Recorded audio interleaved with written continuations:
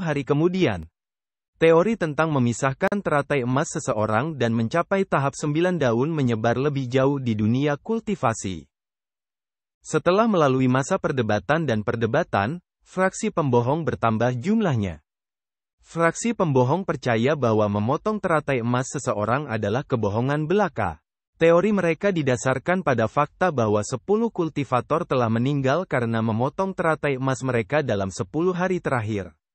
Tak satu pun dari mereka yang selamat. Fraksi pembohong bersikeras bahwa orang-orang ini meninggal karena mereka memang sudah sekarat. Memotong teratai emas mereka dan menderita luka parah sama saja dengan mempercepat kematian mereka. Hal itu tidak layak dipertimbangkan. Kedua belah pihak berdebat tanpa henti. Tidak peduli bagaimana mereka berdebat, metode memisahkan teratai emas telah menyebar ke seluruh Yan Agung. Banyak praktisi yang mengemukakan teori yang lebih maju tentang pemisahan teratai emas. Misalnya, memisahkan teratai emas sebelum menumbuhkan daun, menghancurkan avatar, meninggalkan teratai emas, dan sebagainya. Di bawah pemakaman Meliot, keadaannya gelap gulita. Yu Sangrong telah lupa berapa lama dia berada di sumur kering. Dia membalikkan telapak tangannya. Avatar emas kecil muncul di atas telapak tangannya lagi. Yu Sangrong merasa ki primalnya hampir penuh. Ia siap mencoba daun kedua. Membuka. Sebuah lingkaran bercahaya muncul pada avatar emas saat ia turun. Tidak seperti terakhir kali, lingkaran cahaya itu tidak jatuh di bawah kakinya. Yu Sangrong telah menemukan kuncinya. Karena ia bisa menumbuhkan daun tanpa teratai emas, sama saja ia tidak punya teratai emas. Saat ki primalnya melonjak, lingkaran bercahaya itu dipenuhi dengan energi. Seluruh avatar menerangi sumur kering. Dilihat dari sudut pandang manapun, pedang iblis, Yu Sangrong, merupakan pakar jalur pedang yang langka di dunia ini. Entah itu Wang Haichao, budak pedang Mobei, Wang Haichao, master pedang terhebat Provinsi Qing, Yue Zhengrong, atau kaisar pedang klan Loulan, Yue Zhengrong, semuanya telah gugur di bawah pedangnya. Ada banyak kultivator yang menyukai jalur pedang. Tak terhitung banyaknya yang menjelajahi dunia dengan pedang mereka. Hanya segelintir kultivator yang mampu mencapai levelnya. Yu Sangrong mengetahui setiap langkah kemajuannya seperti punggung tangannya. Dia dapat merasakan energi avatarnya tumbuh. Ia tumbuh lebih tinggi dan kuat. Cincin-cincin energi yang bersinar terus berjatuhan dari atas. Resonansi avatar pun bertambah keras. Jagoan. Jagoan. Yu Sangrong jauh lebih tenang dibandingkan saat ia menumbuhkan daun pertamanya. Ia hampir yakin bisa mencapai tahap 8 daun bahkan tanpa teratai emas. Itu hanya masalah waktu. Saat lebih banyak energi mengalir ke avatar. Boom! Terjadi ledakan keras. Avatarnya mengembang. Avatar 2 daun tingginya sekitar 20 kaki. Ketika avatar mengembang, sumur kecil dan kering itu tidak dapat menahan ukurannya. Untungnya, avatar itu terbentuk dari energi. Apakah itu akan merusak atau tidak, tergantung pada pilihan Yu Sangrong. Ledakan. Energinya melonjak ke dalam dinding sebelum semuanya kembali normal. Yu Sangrong mengangkat telapak tangannya. Ki primal melilit telapak tangannya dan memadatkannya menjadi energi. Energi keemasan yang berkilau kembali menerangi sekelilingnya. Yu Sangrong mengamati Meliot itu. Sayangnya, bagaimana mereka bisa bertahan hidup setelah sekian lama berada di dasar sumur kering?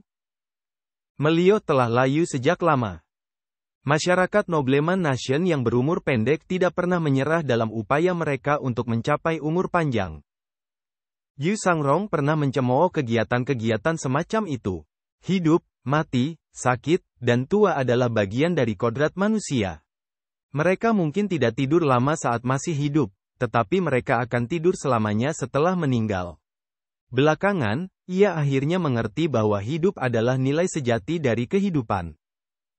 Yu Sangrong memanggil avatar wawasan 100 kesengsaraan lagi. Jagoan. Sebuah avatar mini melayang di depannya. Tidak ada teratai emas di bawah kakinya. 2 helai daun muncul di sampingnya. 2 helai daun teratai emas. Ini membuktikan bahwa ia telah berhasil memasuki alam kesengsaraan dewa baru lahir 2 daun. Yu Sangrong tersenyum. Itu berjalan dengan baik. Menumbuhkan daun pertama adalah sebuah pertaruhan penuh ketidakpastian. Namun, daun kedua menegaskan kemungkinan untuk memisahkan teratai emasnya. Yu Sangrong mendongak. Dia mencoba merasakan lokasi pedang panjang umur dan mengedarkan ki primalnya. Pedang panjang umur bergetar beberapa kali sebelum kembali tenang. Itu masih belum cukup. Dia duduk bersila lagi. Waktu dan kesulitan menumbuhkan daun baru juga akan meningkat secara eksponensial. Tetapi saat ini, tidak ada cara lain untuk meningkatkan kultivasinya dengan cepat. Dia hanya bisa terus bercocok tanam di sumur kering ini. Kakak kedua. Suara yang jernih dan tajam datang dari luar gunung. Suaranya sangat jauh dan sangat lembut, bercampur dengan angin dan salju. Jika tidak mendengarkan dengan saksama, akan sulit untuk mendengarnya. Telinga Yu Sangrong berkedut. Ia memproyeksikan suaranya menggunakan ki primalnya. Kakak keenam? Apakah itu benar-benar kakak kedua? Di luar gunung Wuxian, angin dan salju terus berlanjut. Salju telah mengubur semua gunung dan pepohonan di dekatnya. Ye Tianxin, yang berpakaian putih, melayang di udara di luar gunung Wuxian. Yu Sangrong terkejut, suaranya dipenuhi ki primal. Adik keenam, tempat ini terpencil. Kenapa kamu di sini? Ye Tianxin menatap gunung Wuxian dengan ekspresi gembira di wajahnya saat ia berkata, aku mencari Cheng Huang. Aku berkeliling Yan Agung dari utara gurun dan tiba di barat laut. Aku dengar dari orang-orang barbar di sekitar sini bahwa gunung Wuxian ada di sini. Kakak senior kedua bilang kau akan datang ke sini. Jadi aku datang untuk melihat. Aku tidak menyangka kau ada di sini. Yu Sangrong tersenyum tipis dan berkata, apakah kamu sudah menemukan Cheng Huang? Tidak semudah itu. Ye Tianxin memandang gunung Wuxian dan berkata, kakak kedua, aku merasakan fluktuasi ki primal di sini. Mirip dengan yang membunuh Zhang Yuanshan di altar giok hijau. Namun, jauh lebih lemah. Ada apa? Ye Tianxin mengelilingi gunung Wuxian. Dia yakin Yu Sangrong ada di sana. Kalau dipikir-pikir, kakak kedua seharusnya sudah keluar sekarang. Kenapa dia masih belum terlihat? Aku telah memotong teratai emasku. Aku perlu menumbuhkan daun baru, kata Yu Sangrong jujur.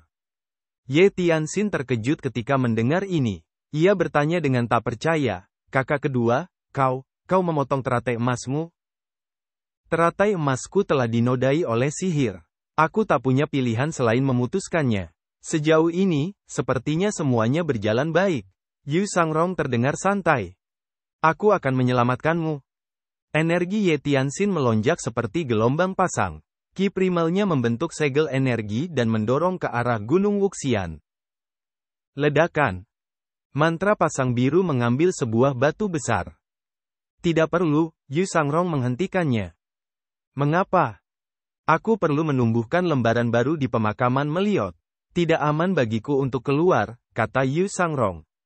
Itulah kebenarannya. Yu Sangrong telah membuat terlalu banyak musuh di dunia kultivasi. Setiap musuhnya kuat. Jika dia keluar, dia akan berada dalam bahaya. Lebih baik baginya untuk tinggal di sini dan berkultivasi hingga menumbuhkan daun baru. Dia akan kembali ke puncak. Ye Tianxin menggelengkan kepalanya dan mendesah.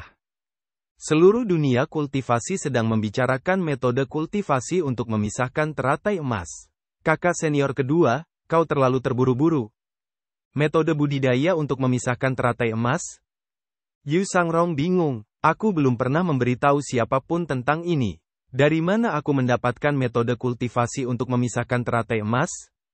Oleh karena itu, Ye Tianxin memberitahu Yu Sangrong tentang metode kultivasi legendaris untuk memisahkan teratai emas. Yu Sangrong terkejut ketika mendengar ini. Bisakah seseorang mencapai tahap 9 daun setelah memotong teratai emas?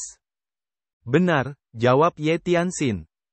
Memang benar aku telah memutuskan teratai emas, tapi aku tidak pernah memberitahu siapapun tentang hal itu.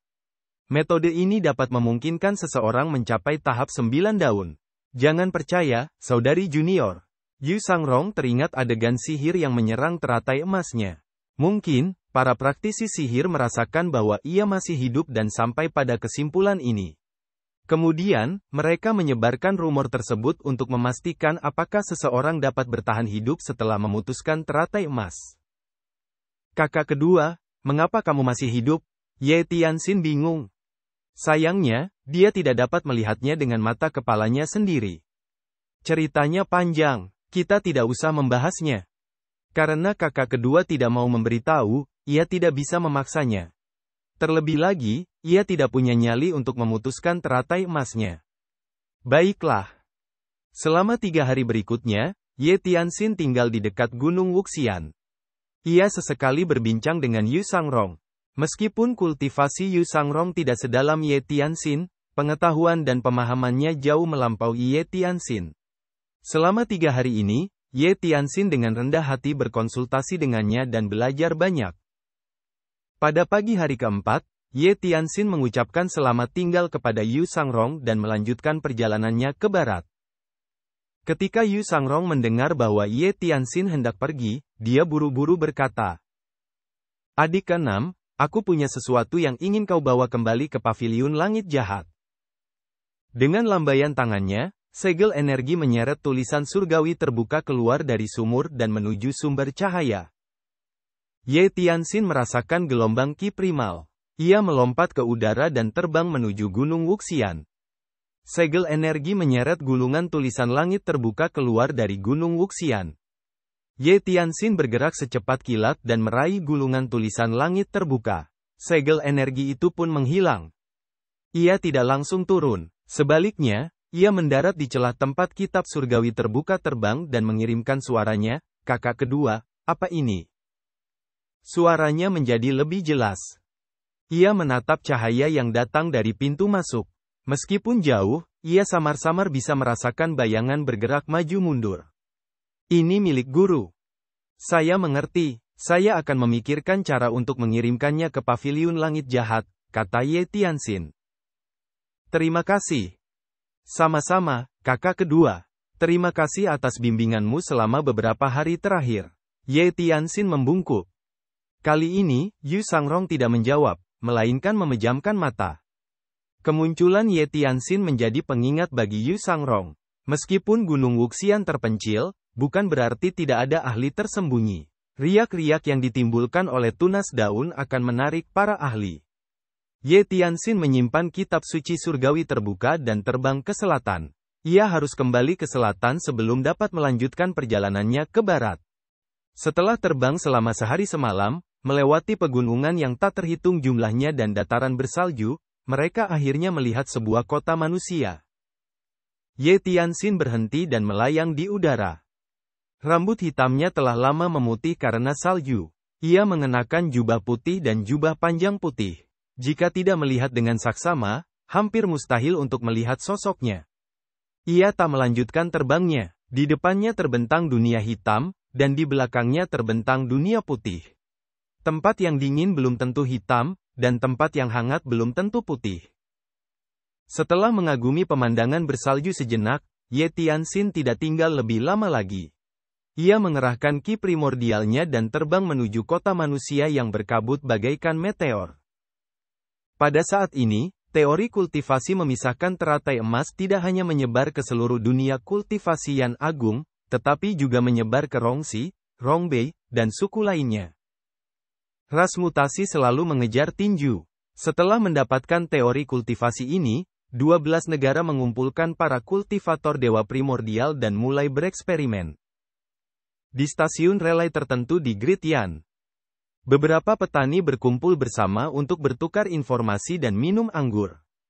Setelah 3 putaran minum anggur, mereka hampir selesai berbicara. "Saudaraku, kau bilang memotong teratai emasmu adalah cara untuk mencapai tahap 9 daun. Namun, kau bilang dia kultivator 9 daun palsu. Apa maksudmu?" tanya kultivator itu sambil menatap pria berpakaian aneh yang duduk di hadapannya. "Tentu saja, itu kultivator 9 daun palsu. Bagaimana mungkin avatar tanpa teratai emas bisa menjadi avatar asli? Namun, setelah mencapai tahap 9 daun, mungkin, kau akan bisa membentuk teratai emas lagi." Saat itu tiba, kau akan menjadi elit 9 daun sejati, kata pria berpakaian aneh itu. Itu masuk akal. Pertanyaannya, bisakah seseorang bertahan hidup setelah memutuskan teratai emas? Selalu ada solusinya. Banyak orang mati meskipun mereka tidak memisahkan teratai emas mereka. Kalau kamu jadi aku, kamu juga akan mencobanya, kan? Itu masuk akal. Pada saat itu, seorang pria di sampingnya menangkupkan tangannya ke arah pria berpakaian aneh itu dan berkata, "Saudaraku, Anda sangat berpengetahuan. Bolehkah saya tahu nama Anda?" "Aku tidak berani menyebut diriku seperti itu. Nama keluargaku Ri."